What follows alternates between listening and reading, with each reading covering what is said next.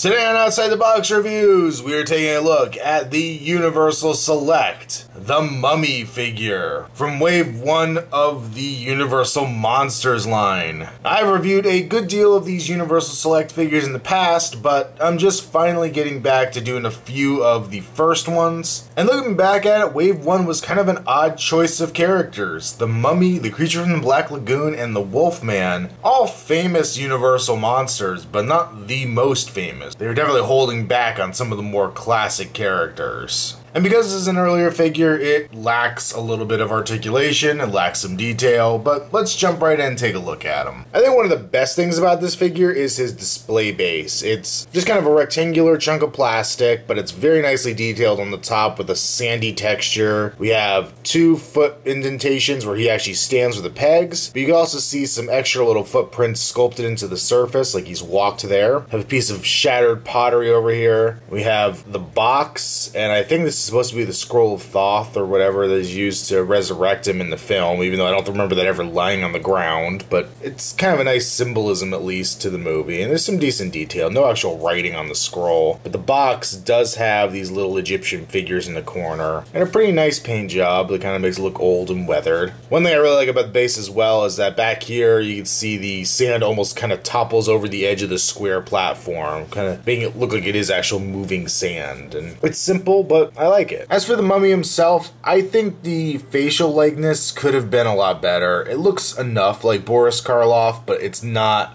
completely there. There is some great sculpt work. I really like around the mouth. You can see all the wrinkles kind of pulling away. It's very true to Jack Pierce's makeup for the film. His eyes look pretty dead and just gloomy. The paint on the skin I really like too. The gray with kind of the brown lowlights in it. He's got his kind of swept back mummy hair going on. Pretty plain, but it works. It looks like it did in the film. Then from the neck down, he is all bandages, so we have his bandaged up torso. Once again, really good paint detail in there. I think the sculpt is a little shallow in some of the parts. It doesn't kind of give the definition of all the different layers of bandages, but there's a nice like stippling texture on it that makes it actually look like cloth, and I think that's very effective. Some darker areas, some lighter areas. More of the same around the back. His arms, still more of the same, just wrapped up. This hand over here, we actually have the ring on it, which is a very nice touch, but the shape of the hand's a little funky. They gave it this kind of protruding side, and they did this a lot on some of the earlier figures. Specifically the Frankenstein figure I have has that same kind of effect going on. The fingers are also a little on the skinny side. I think Karloff's hands were a little larger than that. And the skin on the hand is really dark. I kind of wish it would have matched the face a little more, but they went very heavy with the brown and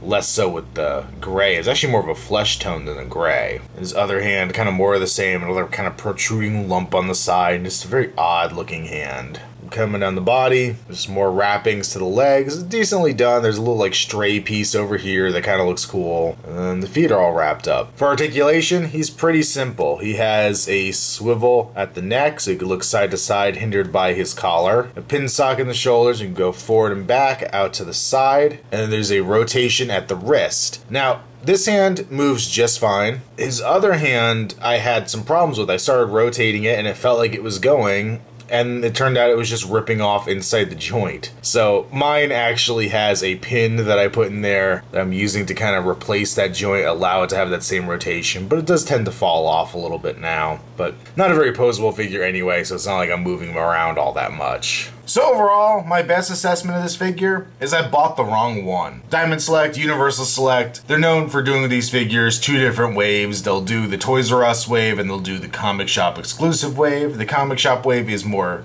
expensive, and in reality at the time I couldn't really justify spending the extra money on any of the Comic Shop versions. But the Comic Shop one was, I think, a non-articulated figure of the Mummy with his arms across his chest, and it came with a sarcophagus. And that's really how you see him in the film. As far as Boris Karloff in the bandages, it's pretty much sitting in that sarcophagus and waking up, and then a couple shots of his feet as he walks away. So while I like having this kind of exposed mummy, it would have been a better choice to get the exclusive that looks a little more accurate to how he actually shows up in the movie. And eventually I think I will probably track that one down. I was turned off by it because it didn't look like it had any articulation. Still don't know. It might have a neck swivel, but definitely nothing else. And I thought that was a bit of a bummer. But now realizing how little this figure has, it really doesn't matter so much to me.